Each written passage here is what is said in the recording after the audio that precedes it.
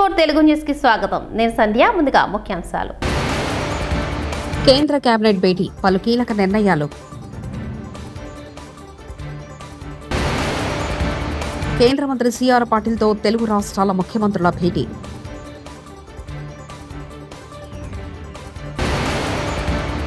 YS Jagan మానవత్వం ఉన్న మనిషిలా వ్యవహరించడం లేదు అనిత.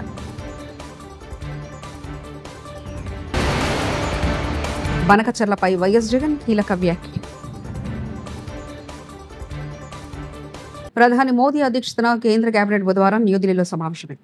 ఈ సమావేశంలో కేబినెట్ పలు కీలక నిర్ణయాలు తీసుకుంది. అలాగే యాక్సియం 4 మిషన్ విజయం కావడంపై హర్షం వ్యక్తం చేసింది. ఈ మిషన్లో భాగంగా అంతర్జాతీయ అంతరిక్ష యాత్రకు సురక్షితంగా వెళ్లి వచ్చిన భారతీయ వ్యోమగామి శుక్లాను అభినందించింది. తెలుగు రాష్ట్రాల మధ్య ఉన్న జలాంశాలపై చర్చించేందుకు ఏపీ, తెలంగాణ సీఎంలు భేటీ అయ్యారు. ఢిల్లీలోని శ్రమశక్తి భవన్లో కేంద్ర జలశక్తి శాఖ మంత్రి సిఆర్ పాటిల్ ఆధ్వర్యంలో AP CM Chandrababu, Telangana CM Revanth Reddy సమావేశమయ్యారు.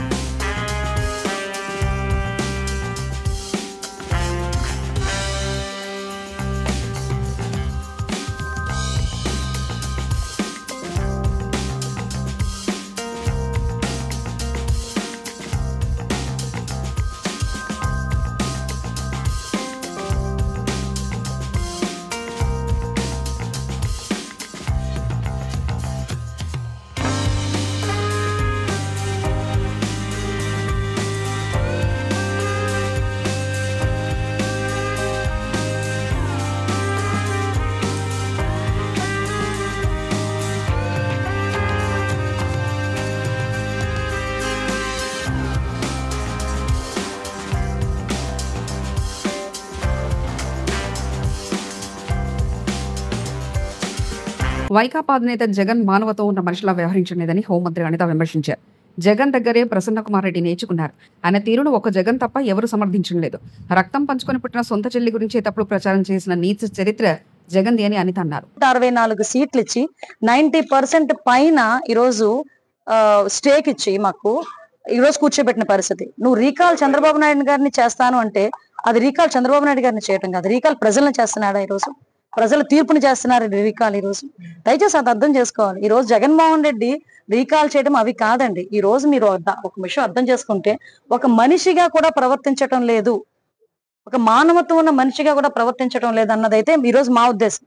ఈ రోజు ప్రసన్న కుమార్ రెడ్డి ఎక్స్ఎమ్మెల్యే, అతని మీద సుమారుగా 50,000 పైన మెజారిటీతో అక్కడ ప్రశాంతి రెడ్డి గారు గెలిచారు. అంటే అక్కడ నియోజకవర్గ ప్రజలందరూ కూడా ఆవిడని ఆశీర్వదించారు. 50,000 పైకి మెజారిటీతో ఆవిడ గెలిచారు.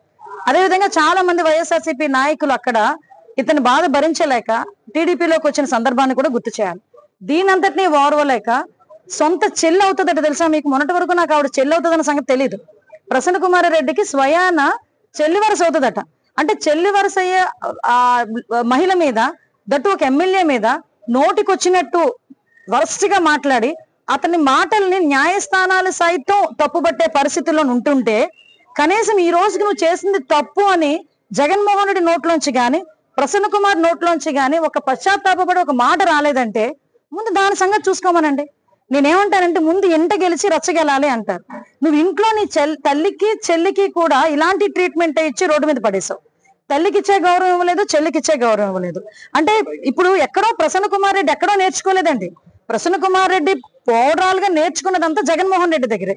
జగన్మోహన్ రెడ్డి కూడా తన సొంత చెల్లెలు కట్టుకున్న చీర గురించి మాట్లాడతాడు. సొంత చెల్లెలు తాలూకా పుట్టుక గురించి ఎవరైనా మాట్లాడితే ఎక్కిలి నవ్వులు నవ్వుతాడు. కాబట్టి ఈ రోజు అతని తాలూకా ఎక్స్-ఎమ్మెల్యేలు బయటకు వచ్చి మహిళలని కూడా చూడకుండా మహిళల మీద ఇష్టానుసారంగా మాట్లాడే పరిస్థితి ఈ రోజు కనిపిస్తా ఉంది. ఈ రోజు నేనేమంటానంటే, ముందు మహిళల్ని గౌరవించడం నేర్చుకో, తర్వాత రాజకీయం చేయి. నీకు మహిళను గౌరవించడమే చేత కాదు. మహిళను ఎందుకన్నానంటే, నిన్ను కన్న తల్లి ఒక మహిళ, నీ తోబుట్టు ఒక మహిళ, నీ కట్టుకున్న భార్య ఒక మహిళ. నువ్వు మహిళను గౌరవించడం మానేసి మహిళలను గౌరవించని వాళ్ళని కూడా నువ్వు వెనకేసుకొస్తూ కనీసం దాని గురించి స్పందించకుండా ఈరోజు చంద్రబాబు నాయుడు గారి దగ్గరకు వచ్చి ఆ కాల్ చేయి ఈ కాల్ చేయి అని చెప్పడం కాదు. ఇప్పటికే మీరు చేసిన పనులు బట్టి 11 సీట్లకు దించేశారు. మీరు ఇలాగే పని చేస్తే కనుక 11 సీట్లు కూడా ఉండకుండా పర్మనెంట్ గా ఇంట్లో కూర్చునే పరిస్థితి జగన్మోహన్ రెడ్డికి త్వరలోనే రాబోతోంది. కంపల్సరీ అండి. ఈ రోజు ఆల్రెడీ కేసు పెట్టాం కాబట్టే కదా యాంటిసిపేటరీ బెయిల్కి వెళ్ళారు. సో నిన్న మీరు చూసారు అంటే న్యాయస్థానాలు కూడా తప్పుపట్టిన పరిస్థితిని కూడా మనం చూసుకోవాలి అని ఎవ్వరూ హర్షించారండి. ఎవరూ హర్షించరు ఒక జగన్మోహన్ రెడ్డి తప్ప. అదే అతని మనస్తత్వం నాకైతే అర్థం కాదు. మళ్ళీ ఈ రోజు కూర్చొని ఏదేదో నీతి కబుర్లు మాట్లాడే పరిస్థితి మీరు అబ్జర్వ్ చేయండి. జగన్మోహన్ రెడ్డి ఈ సంవత్సర కాలంలో ఎవరెవరు చూడటానికి వెళ్ళాడంటే గాంజా కొట్టి ఉన్న రౌడీ షీటర్లను పరామర్శించడానికి ఒక రోజు వెళ్ళి అక్కడ ఆడవాళ్ళ మీద పోలీసుల మీద రాళ్ళు చూపిస్తాడు. లేదు అనుకుంటే బెట్టింగ్ ద్వారా చనిపోయిన అతనికి సంవత్సరం తర్వాత విగ్రహం పెట్టి విగ్రహం ఓపెన్ చేయడానికి వెళ్తాడు. సంవత్సరం తర్వాత చనిపోయిన వాడికి విగ్రహం ఓపెన్ చేయడానికి వెళ్ళి ముగ్గురిని చంపేశాడు. కారు కింద అతనికి ఏంటంటే మొన్న చూశాను. ఒకసారి ఏమో తలకే తొక్కించాడు, మొన్న మామిడికాయ తొక్కించాడు. మామిడికాయలు రోడ్డు మీద పంట అండి. నిజంగా ఆ పండించిన వాడికి ఎంత బాధ ఉంటుందో తెలుసా? సంవత్సరం అంతా అది మామిడికాయ పువ్వు పూసిందా, పువ్వు మళ్ళీ రాలిపోతుందా, మంచు పడుతుందా, కాయ కాసిందా, కాయ పిండి ఎలా ఉంది, పెద్దది ఎలా ఉంది, అక్కడ కాపలా కాసి చిన్నపిల్లలు కూడా రాయి పెట్టి కొడితే ఆ చిన్నపిల్లల్ని కూడా బెదిరించి అంటే ఒక సంవత్సరం పాటు ఎంతో కష్టపడితే ఆ మామిడికాయ తీసుకొచ్చుకుంటే ఆ మామిడికాయకి ఆ తెంపుకొని ఆ ఫలసాయం సంవత్సరం అంతా తినాలని ప్రతి రైతు అనుకుంటే ఆ మామిడికాయలన్నింటినీ కూడా రోడ్డు మీద పెట్టి కారులతో తొక్కించి ఏంటండి శాడిజం? నాకు అర్థం కాదు. జనాలు కూడా అర్థం చేసుకోవాలి, ఆలోచించాలి జనాలు కూడా. అలాంటి శాడిజమైన పనులు ఆయన చేస్తా ఉంటే మేము కేసు పెట్టకూడదా? ఈ రోజు బయటకు వచ్చి ఏం మాట్లాడతాడు? రపా రపా రపా రపా నరుగుతామంటే తప్పు కాదంటే అది సినిమా డైలాగ్ అంట. మిగులు జలాలు లేకుండా బనకచెర్ల నిర్మాణం సరికదని వైఎస్ఆర్సీపీ అధ్యక్షుడు మాజీ ముఖ్యమంత్రి వైఎస్ జగన్ రెడ్డి తేల్చి చెప్పారు. బుధవారం ఆయన జాతీయ మీడియాతో మాట్లాడుతూ ఏపీకి ఇంద్రావతి నుంచి రావాల్సిన నీళ్లు రావడం లేదని, కేంద్ర మద్దతుతో ఛత్తీస్గఢ్ నీటిని ఆపేసిందన్నారు. ప్రాణహిత మంచినీళ్లు రావడం ప్రశ్నార్థకంగా మారింది. పోలవరం ఎత్తు విషయంలో చంద్రబాబు కాంప్రమైజ్ అయ్యారు. 45.72 నుంచి 41.72 మీటర్లు కుదించేందుకు ఒప్పుకున్నారని వైఎస్ జగన్ పేర్కొన్నారు. రాష్ట్రంలో చంద్రబాబు నాయుడు గారు టేక్ ఓవర్ చేసుకుని నడిపిస్తా ఉన్న తీరును, వీటి నేపథ్యంలో రాష్ట్రంలో ఒక భయానక పరిస్థితి ఈరోజు వాతావరణము రాష్ట్రంలో నెలకొని ఉంది. ఈ రాష్ట్రంలో ఈరోజు ప్రజాస్వామ్యం కానీ, చట్టం కానీ, రాజ్యాంగ మునగడ కానీ ఇవన్నీ కూడా ప్రశ్నార్థకంగా మారిన పరిస్థితులు ఈరోజు రాష్ట్రంలో కనిపిస్తూ ఉన్నాయి.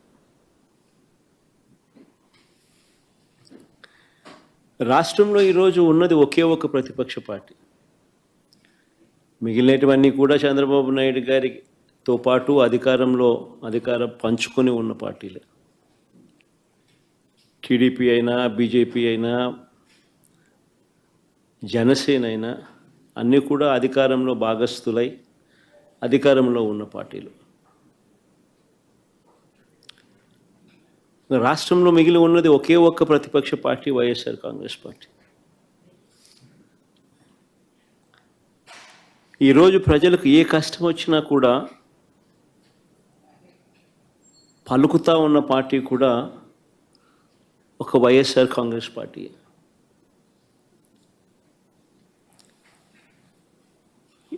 ఎవరికి ఏ కష్టం వచ్చినా, రైతుకు ఏ కష్టం వచ్చినా, అక్క చెల్లెమ్మలకి ఏ కష్టం వచ్చినా, నిరుద్యోగులకు ఏ కష్టం వచ్చినా, విద్యార్థులకు ఏ కష్టం వచ్చినా, చివరికి ఉద్యోగులకు ఏ కష్టం వచ్చినా కూడా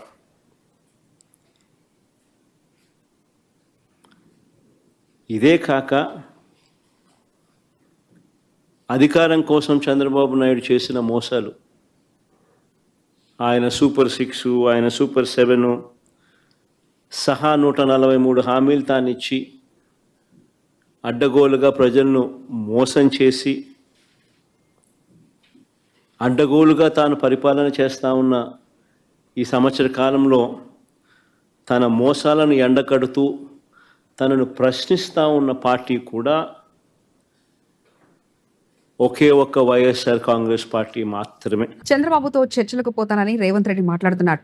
దొంగతనానికి వచ్చిన వాడికి చర్చలేంది, నీకు కాళేశ్వరం గురించి తెలియదు, దేవాదుల ఏ నది మీద ఉందన్న జ్ఞానం లేదు నీది, వీటితో ఏం చర్చలు చేస్తావు, నువ్వు చంద్రబాబు తొత్తువి. మాజీ మంత్రి ఎమ్మెల్యే జగదీష్ రెడ్డి. ప్రపంచంలో నీ ఇంట్లో దొంగతనంతో వచ్చినోనికి, దొంగతనం కొరకు వచ్చినోనికి కూర్చోబెట్టి చర్చ చేస్తావా? ఏమి దొబ్బిపోదామని వచ్చినావు, ఎంత దొబ్బిపోదామని వచ్చినావు, నా ఇంట్లో ఉన్న 10 తులాల బంగారం వేసుకుపోతావా, 5 ఉంచిపోతావా అని చర్చ చేస్తావా? చర్చలేంది చర్చలు? నీ హక్కును ఉపయోగించుకోవాలి. ఎక్కడైతే కొట్లాడాలో అక్కడ కొట్లాడాలి. అది వదిలిపెట్టి చర్చలు చేస్తా నేను. ఏం చర్చలు చేస్తావు? నీ బంధ చర్చలు. కాళేశ్వరం అంటే ఏందో నీకు తెలియకపోయా, బడి కూడా తెలియకపోయా. దేవాదుల ఏ నది మీద ఉంది అని అడిగిన జ్ఞానం నీది. బనకసిరలు అంటే ఏంది, అది ఏ ఊర్లో ఉంది, తెలంగాణదా ఆంధ్రదా, ఉంటే అది ఏ జిల్లాదో తెలియకపోయా. ఏం చర్చలు చేస్తావు నువ్వు చంద్రబాబుతో? తిరుమల శ్రీవారిని సినీ నటి ప్రణీత దర్శించుకున్నారు. బుధవారం వీఐపీ ప్రారంభ విరామ దర్శన సమయంలో భర్త కుమారుడితో కలిసి ఆమె స్వామివారి సేవలో పాల్గొన్నారు. దర్శనానంతరం రంగనాయకుల మండపంలో ఆమెకు పండితులు ఆశీర్వచనం చేసి స్వామివారి తీర్థప్రసాదాలు అందజేశారు. అత్తారింటికి రాదేరి, రభస, పాండవులు 9, బ్రహ్మోత్సవం, హలో గురు ప్రేమ కోసమే తదితర చిత్రాలుగా నటికి ప్రణీతకు మంచి గుర్తింపు తెచ్చిపెట్టాయి.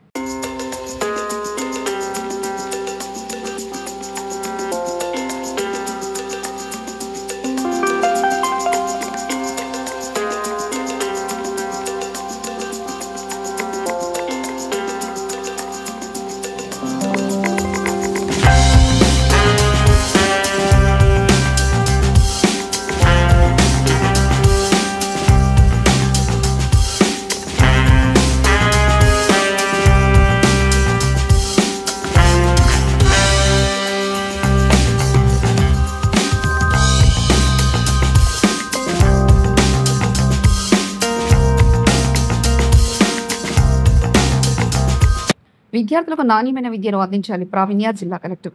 గౌతమ్ నగర్ ప్రాథమిక పాఠశాల, అంగన్వాడీ పాఠశాలను తనిఖీ చేసిన కలెక్టర్ ప్రభుత్వ పాఠశాలలో సమర్థులైన ఉపాధ్యాయులున్నారని, వారు విద్యార్థులకు నాణ్యమైన విద్యను అందించేందుకు సిద్ధంగా ఉన్నట్లు జిల్లా కలెక్టర్ ప్రావీణ్య తెలిపారు. బుధవారం పటాన్చెరులోని గౌతమ్ నగర్ ప్రాథమిక పాఠశాల, అంగన్వాడీ పాఠశాలను కలెక్టర్ ఆకస్మికంగా తనిఖీ చేశారు. ఈ సందర్భంగా ప్రాథమిక పాఠశాలలో విద్యార్థుల హాజరు రిజిస్టర్, స్టోర్ రూమ్ షూడర్ను పరిశీలించారు.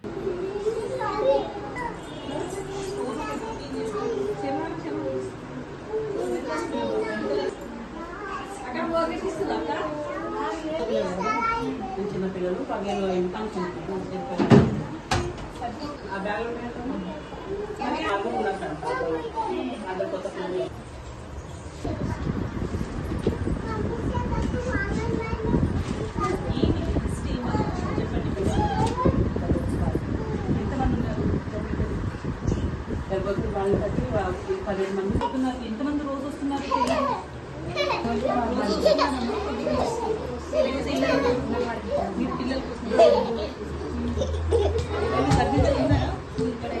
ఇప్పుడైతే మేమైతే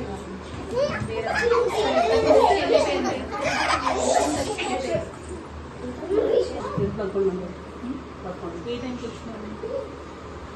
10-11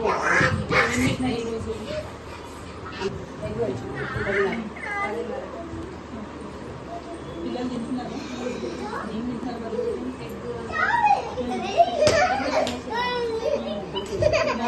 వస్తున్నారు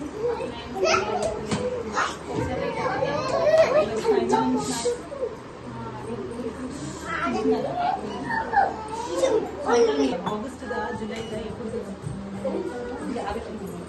ఆగస్ట్ ఇప్పుడు ఎప్పటి నుంచి చేస్తున్నారు ఇక్కడ? ఇదే సెంటర్.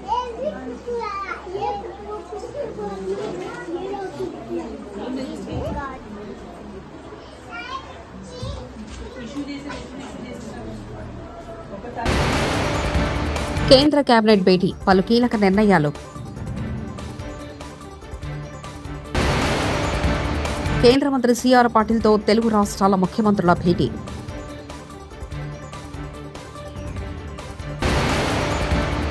వైఎస్ జగన్ మానవత్వం ఉన్న మనిషిలా వ్యవహరించడం లేదు, అనిత.